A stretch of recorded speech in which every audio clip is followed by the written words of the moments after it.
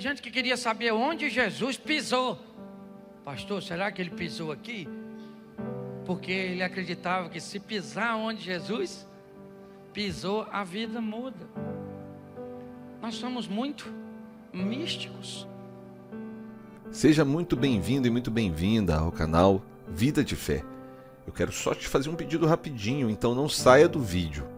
Inscreva-se no canal, ative as notificações para você não perder nada e deixa aí o seu like, o seu comentário. São gestos simples, mas ajudam demais a crescer esse canal e também vai te ajudar a não perder nenhum conteúdo que for postado aqui. Bora pro vídeo. Hoje durante o dia uma palavra saltou à minha mente. A palavra remoção. O ato de, ou o efeito de remover, de tirar, de mudar de lugar. Não necessariamente de destruir, de eliminar, mas simplesmente de mudar de lugar. Hoje nós temos ouvido muito a palavra ressignificar, dar um significado novo àquilo que te aconteceu. Alguns chegam a dizer que nosso ministério está diretamente condicionado às nossas dores. Na maioria das vezes é na dor. Eu tenho um ministério de família e foi a minha maior dor não ter um pai, não ter uma mãe. Dá um significado novo para isso, conseguir obter êxito na hora de remover algumas coisas. Mas a história que veio à minha mente foi a história da arca da aliança. E como num período as pessoas tiveram tanta dificuldade para removê-la, para mudar essa arca de lugar. E eu quero mostrar algumas coisas que tocaram o meu coração de uma forma profunda e eu acho que dá uma bela aplicação para essa noite. Primeiro livro do profeta Samuel, capítulo de número 2, verso 12. Eu queria que você, vai ser uma palavra pequenininha. Eram, porém, os filhos de Eli, filhos de Belial, e não conheciam ao Senhor. Porquanto o costume daqueles sacerdotes com o povo era que, oferecendo alguém algum sacrifício, vinha o moço do sacerdote, estando se cozendo a carne com um garfo de 3 dentes em sua mão, dava com ele na caldeira ou na panela ou no caldeirão ou na marmita, e tudo quanto o garfo tirava, o sacerdote tomava para si. E assim faziam a todo Israel que ia ali a Siló. Também, antes de queimarem a gordura, vinha o moço do sacerdote e dizia ao homem que sacrificava: dá essa carne para assar ao sacerdote, porque não tomará de ti a carne cozida, senão crua. Dizendo-lhe o homem: queime primeiro a gordura de hoje, e depois toma para ti quanto desejar a tua alma. Então ele lhe dizia: não, agora a hás de dar, e se não, por força a tomarei. Feche os seus olhos. Senhor nosso Deus e Pai, em nome de Jesus, eis aqui a tua palavra. Continua falando conosco e usa-me como um canal de bênção, pelo poder do nome de Jesus. Você pode dizer amém? Amém. Preste atenção. O texto narra um momento onde as pessoas estão indo oferecer sacrifícios ao Senhor. E 2 sacerdotes, Ofni e Finéias, os filhos de Eli, exercem um nível de autoridade tão grande que aqueles indivíduos que estão sacrificando precisam se submeter a esses dois rapazes. E qual era o problema desses rapazes? A quebra de princípios. Eles estão querendo provar e ter coisas que Deus não autoriza. Pelo menos que seja feito antes dele. Eu não sei se você reparou, mas o homem responsável, ele está dizendo para Ofni e para Finéias: vamos fazer o seguinte, cara. Primeiro vamos oferecer ao Senhor, vamos colocar Deus em primeiro lugar, e depois que estiver resolvido as questões com Deus, aí você pega o que você quiser. Ele disse: não é assim que eu quero segundo o meu modelo. Ou você me dá o que eu estou pedindo, ou eu vou pegar a força. E assim era a vida desses dois rapazes. É dessa forma. Eu só preciso que você entenda isso, para que eu te mostre a próxima fase dessa história. Mas antes eu preciso que você entenda quem são esses caras, como eles se comportam, o que eles fazem, quem eles são. São pessoas desobedientes a Deus, descompromissadas com Deus. Posso ouvir um amém? 1 Samuel capítulo 4, verso 2. Preste atenção. 1 Samuel 4, 2. Os filisteus se dispuseram em ordem de batalha para sair ao encontro de Israel. E estendendo-se a peleja, Israel foi ferido diante dos filisteus, porque feriram na batalha no campo uns 4.000 homens. Tornando o povo ao arraial, disseram os anciões de Israel: por que nos feriu o Senhor hoje diante dos filisteus? Tragamos de Siló a arca do concerto do Senhor, e venha no meio de nós, para que nos livre das mãos dos inimigos. Vamos lá. Enviou, pois, o povo a Siló, e trouxeram de lá a arca do concerto do Senhor dos exércitos, que habita entre os querubins. E os dois filhos de Eli, Ofni e Finéias, estavam ali com a arca do concerto de...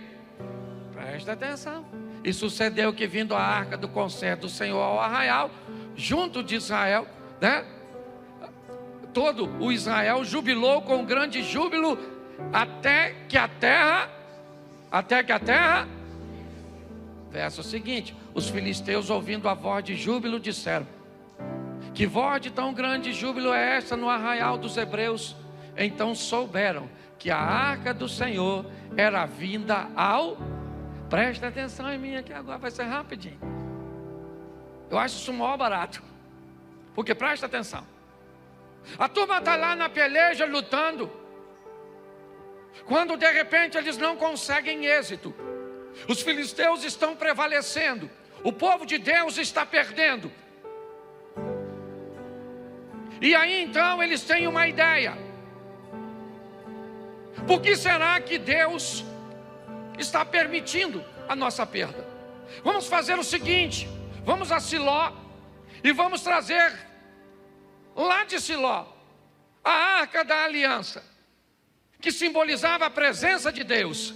Vamos trazer a arca da aliança para o meio da batalha, porque aí, com a arca da aliança, Deus vem e nos dá isso.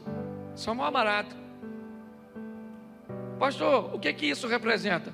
Que tem gente que acha que pode usar coisas como um amuleto da sorte. Basta botar um crucifixo no peito que eu estou protegido. Vou botar uma Bíblia na frente do meu carro para ninguém me roubar. Você conhece alguém assim? Você conhece alguém que se comporta como se as coisas de Deus fossem meio que algum instrumento da sorte? Vou botar ali Porque se eu botar um louvor na minha casa, nossa. Tem gente que gosta dessas coisas. Eles pensavam igualzinho. Eles estão perdendo a batalha. Ele falou: traz o amuleto da sorte, a arca da aliança. Porque a hora que a arca chegar aqui, nós vamos ganhar, porque Deus chegou. Chegou onde? No objeto? Não, não é de hoje, que Deus nunca caminhou em coisas, e sim em pessoas. Se você acha que isso é algo só do Velho Testamento, Deus não habita em templo feito por mãos humanas, você está enganado. No Velho também. Os caras levaram a arquinha chegou, mas olha quem é que está trazendo. Quem é? Volta lá um pouquinho, só para ele ver os dois indivíduos que eu preciso mostrar. Volta um pouquinho onde está Ofni e Finéias. Você que está aí com a tradução. Presta atenção. Ó, os dois filhos de Eli, Ofni, estavam com o amuleto da sorte. Eram os dois caras. Eles estão trazendo a arca, representa a Deus, sim ou não? Sim ou não? Mas quem é que está trazendo? Os dois não cegos. O Zé Ruela, do desobediente.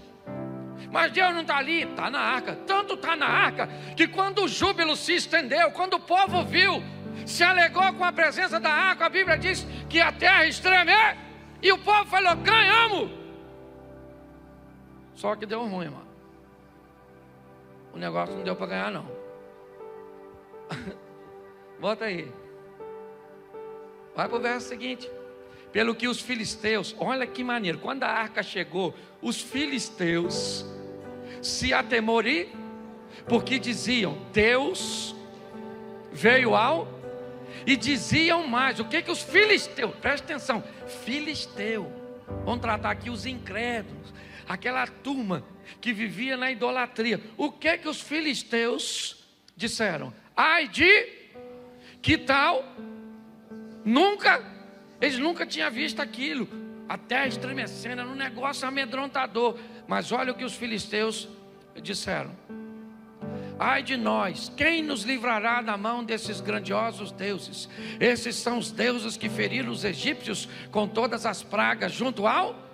Vamos embora. Esforçai-vos e sede homens, ó filisteus, para que porventura não venhais a servir aos... como eles serviram a vós. Sede, pois, homens. E essa frase indica que os caras estão dizendo: aí, rapaziada, nós estamos lascados mesmo, e pelo menos nós vamos morrer lutando, porque o Deus deles é o Todo-Poderoso, que deu vitória a eles sobre os egípcios, e nós, isso aqui é praticamente uma sentença de morte. Vamos morrer, mas vamos morrer lutando. Eu acho isso tão interessante, ver o incrédulo acreditando mais em Deus que alguns crentes. Os caras estão dizendo: nós vamos morrer, mas nós vamos morrer lutando, porque o Deus desses caras o Deus desses caras é bom. E vamos embora para frente, vamos morrer. E eles vão lutar para morrer. Eu gosto disso, ó. Então pelejaram os filisteus, e Israel foi... Os caras não perderam. Os caras ganharam e fugiram, cada um para a sua. E foi tão grande o estrago que caíram de Israel 30.000 homens de pé. Verso seguinte. Eu leio bastante aqui porque o pessoal quase não lê em casa. E foi tomada a arca e os dois filhos morreu, o Ofni e o Finéias. Morreram. Isso é legal. O pastor está falando que os caras morreram e é legal? Não, eu estou dizendo que a postura deles precisa morrer. A postura de nós, quando não temos compromisso com Deus, achamos que Deus não está em primeiro lugar, que as coisas de Deus não devem ser examinadas com carinho, com respeito, com exatidão. Quando queremos abrir algumas concessões para viver o que Deus tem para nós. O Ofni e o Finéias morreram. E aí o pessoal volta para avisar, que eu não posso ler tudo também, só ler o restante de casa. Voltaram para falar do Eli, o pai dos dois, e falou: seus filhos morreram. E roubaram a arca. O amuleto foi embora. Aí o Eli virou para trás assim, quebrou o pescoço. Morreu também. Terceiro morrendo. Note que até o presente momento não morreu nenhuma mulher. Agora que vai morrer a mulher do Finés, que está grávida, entra em trabalho de parto, morre. Note que é 3-1. 3 homens morrendo para uma mulher. A estatística continua até hoje. Eu fui esse dia num trabalho de terceira idade, tinha 40 viúvas e 3 viúvos. Eu voltei para casa doido, falando: aqui em casa você morre primeiro. Olhe para mim, preste atenção aqui. Dá uma olhadinha nessa história. Por quê? Porque a arca da aliança foi tomada, e agora ela está de posse dos filisteus. Os filisteus falando: se a gente já estava ganhando sem a arca, imagine com a arca. E leva a arca. Sabe o que eu acho engraçado? É que eles não tinham nenhuma noção de como deveriam carregar a arca. Provavelmente todo mundo encostava, todo mundo tinha curiosidade, e nada aconteceu. Note que quando alguém que sabe o que deve fazer e não faz, o problema é muito mais grave do que alguém que sabe o que deve fazer. Ou aquele que não sabe recebe uma recompensa muito mais branda. Os filisteus estão levando a arca, é verdade, estão removendo a arca para o arraial deles. Aí o texto diz que deu um problema nas hemorroidas. Estou falando sério, depois você lê. A Bíblia é muito engraçada, né? Deu uma crise de hemorroida. Até os bichos estavam com problema de hemorroida. Está escrito, gente, estou brincando não. Por quê? Eu também não sei. Certo? Eu sei que eles estão se lascando com a arca da aliança. E ao invés de dar sorte, está dando azar. Mas por quê, pastor? Porque com Deus não se lida assim. Não é uma peça, não é uma Bíblia, não é uma coisa, é um coração. Deus não rejeita um coração contrito e quebrando isso. Os filisteus ficam doidos, manda a arca para ali, manda para lá, manda para cá. Onde a tal da arca vai, a arca dá problema. Aí o texto diz, quero mostrar para você. E eu fiquei maravilhado olhando isso hoje. Deixa eu pegar aqui um texto. 1 Samuel capítulo 7, verso 2. E sucedeu que desde aquele dia a arca ficou em Kiriat Jearim. E tantos dias se passaram que chegaram a 20 anos. E lamentava toda a casa de Israel após isso. A arca está lá. Quem está tomando conta da arca agora é Abinadab e seus filhos Uzá e Aiô. Eles que estão tomando conta da arca, não tem problema nenhum. Ninguém está morrendo, não tem problema. Não tem. A arca está lá. E não há nenhuma problemática. Porém o capítulo 6 de 2 Samuel, 2 Samuel capítulo 3, ou capítulo 6, verso 1, coloca para mim. E tornou Davi a juntar todos os escolhidos de Israel, em número de 30.000. Levantou-se Davi e partiu com todo o povo, e tinha consigo a Abalá de Judá, para levar dali para cima a arca de Deus, sobre a qual invoca o nome do Senhor dos Exércitos, que se assenta entre os querubins. E puseram a arca de Deus num carro novo, e a levaram da casa de Abinadab, que está em Geba. E Uzá e Aiô, filhos de Abinadab, guiavam o carro. Eu gosto dessa estrutura. Davi prepara um ambiente extraordinário para que a arca fosse removida. Ele tem um intuito: levar a arca para Jerusalém. Esse é o propósito. Sabia tudo aquilo que tinha acontecido, a morte dos sacerdotes, toda a situação desagradável, os problemas que deram para os filisteus, e em outros lugares por onde a arca passou. Mas agora Davi, ele quer levar a arca para Jerusalém, e ele procura fazer da melhor maneira possível. A minha pergunta é: será que não há um sacerdote Será que não há ninguém que seja capaz de dizer, Davi, como é que se remove a arca? Como é que ela deveria ser conduzida? Como é que as coisas deveriam suceder? O texto diz que põe para mim, verso 4: e levando da casa de Abinadab, que está em Jebo, a arca de Deus, Aiô, ia adiante da arca. Davi e toda a casa de Israel alegravam-se perante o Senhor com toda a sorte de instrumentos de madeira de faia, com harpas, com saltérios, com tamborins, com pandeiros e com símbolos. E chegando à eira de Nacon, estendeu Uzá a mão à arca de Deus e segurou, porque os bois deixavam pender, ela ia cair.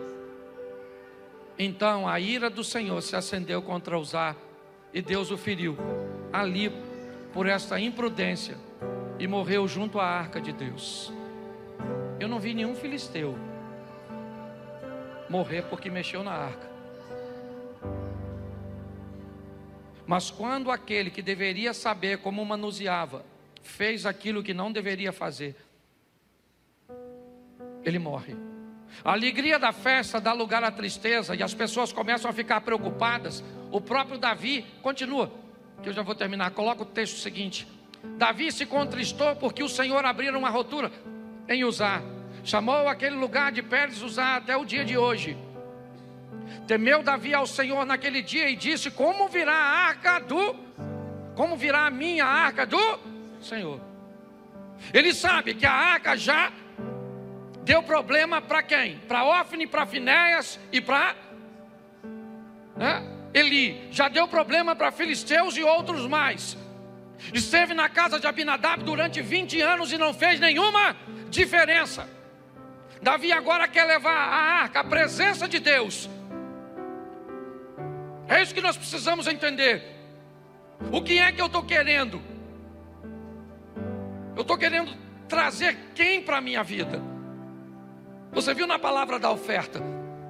A intencionalidade daquele que faz vale muito mais do que o feito.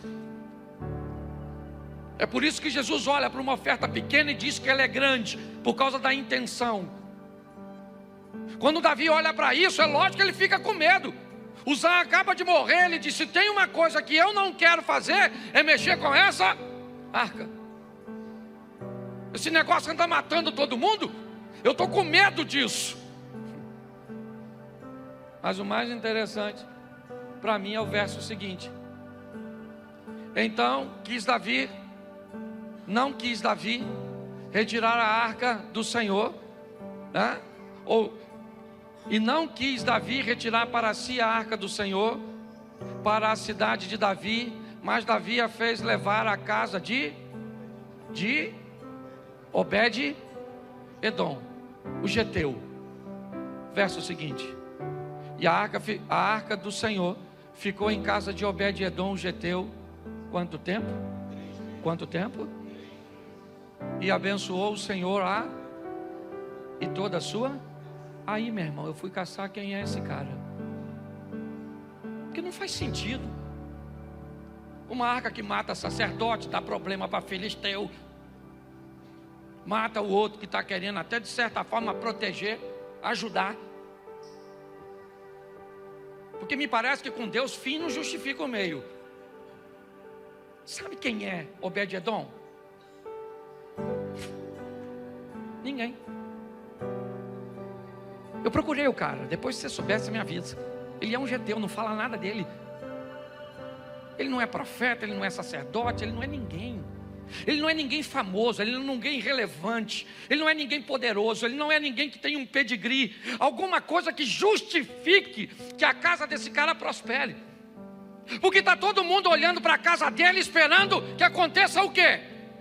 Morte. Está todo mundo olhando para a casa do Obed-edom. E quem ele é? Ele é um cara comum, que resolveu servir a Deus. Pare para pensar. Quando eu olho para a vida desse cara, em 3 meses, As pessoas estão olhando para Obed-Edom e estão dizendo: meu irmão, tem alguma coisa acontecendo na vida desse indivíduo. E o que ele estava fazendo, gente? Sendo crente. Só isso. Era só isso. Era aquilo que todos deveriam estar fazendo, colocando a sua vida no altar, porque eu não vejo nada. Se você vê, por favor, depois me procure e diz: pastor, eu quero falar para o senhor, porque ele tinha assim algo que o fazia merecer. Eu não achei. Tinha alguns até que defendem que ele é de Gate, que ele é filisteu, esse cara. Mas quem ele é? Ele é alguém anônimo como você. Porque aqui menos de 1% consegue subir para fazer alguma coisa. Mas colocar alguém aqui em cima com esse microfone na mão, cantando, tocando e pregando, não torna ninguém aqui em cima melhor ou mais importante do que quem está aí embaixo. A grande verdade é essa. Porque a única história que me vem à mente é que esse camarada, durante 3 meses, as pessoas viram nitidamente que a arca que matava os outros, entre aspas, fazia esse camarada prosperar.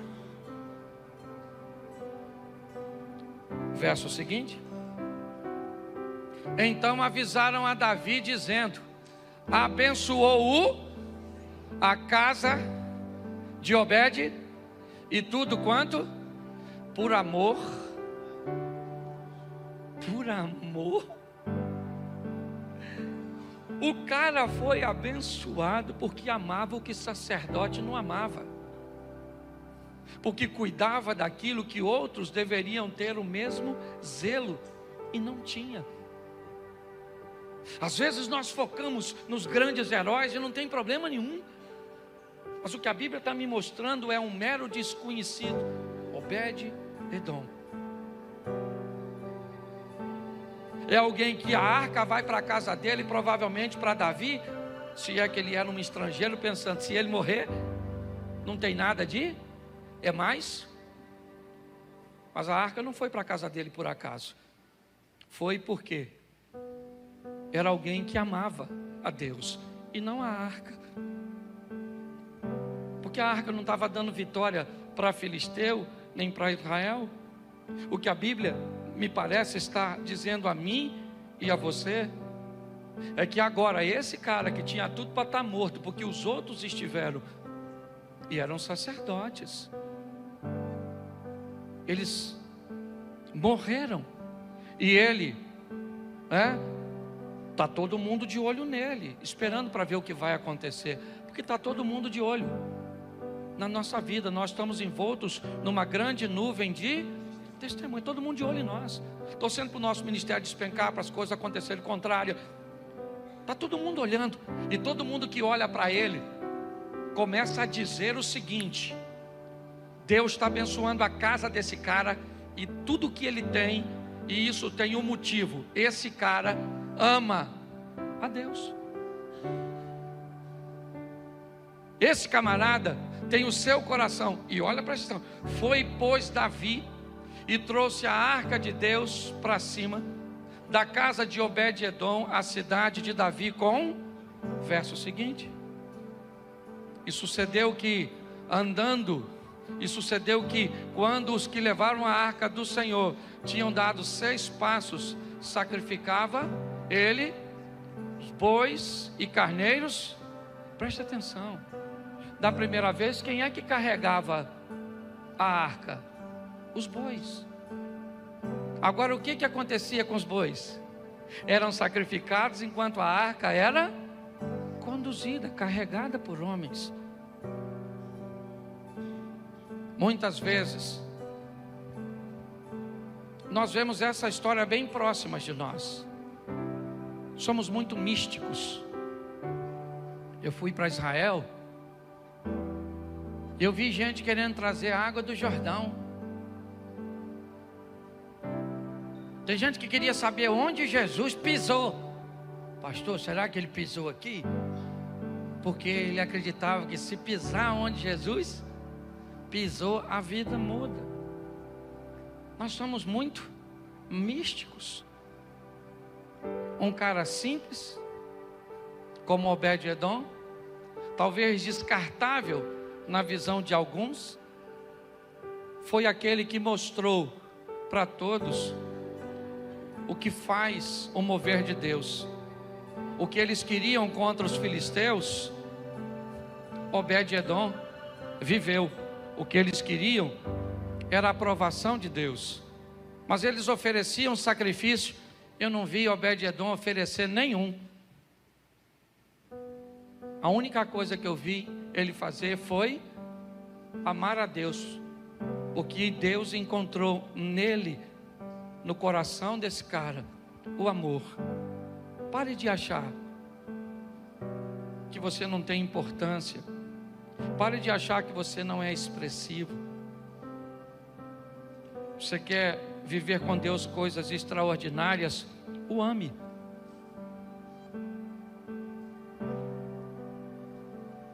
Cuide das coisas do Senhor com amor, com carinho. Pastor, e qual é a coisa que Deus mais ama e que eu devo cuidar? Você. Deus amou o mundo de tal que deu seu Filho unigênito para que todo aquele que nele crê não pereça, mas tenha. Qual é a coisa mais importante que você tem que cuidar, que é o que Deus mais ama? Você mesmo. Você quer agradar a Deus? Cuide de você. Cuide de sua saúde emocional, de sua saúde física, de sua saúde espiritual. Cuide de você de uma tal forma que as pessoas olhem para você e digam: caramba, esse camarada está igualzinho Obed-Edom. E o que ele tem? Amor. Ama o quê? Aquilo que Deus ama, que é a si mesmo. Eu queria que essa reflexão fosse conosco, para que nós possamos entender que pessoas simples podem viver coisas extraordinárias, não porque colocam uma Bíblia na frente do seu carro, não porque colocam uma estátua dentro da sua casa, não porque colocam um crucifixo, não porque colocam um rádio sintonizado cantando um louvor, não, porque colocam amor em Deus, porque ama a Deus acima de todas as coisas, e o próximo como a ti mesmo. Me diz aí o que você achou da abordagem do pastor Cláudio Duarte. Você concorda com ele? Discorda? Tem uma outra possibilidade de raciocínio? Então diz aí nos comentários. E se você chegou até aqui, eu tenho certeza que é porque você gostou do vídeo. Então deixa aí o seu like. Se você não se inscreveu ainda, não perca tempo, inscreva-se e ative as notificações. O nosso desejo é que Deus abençoe muito a sua vida, a sua família, a sua casa. Até o próximo vídeo.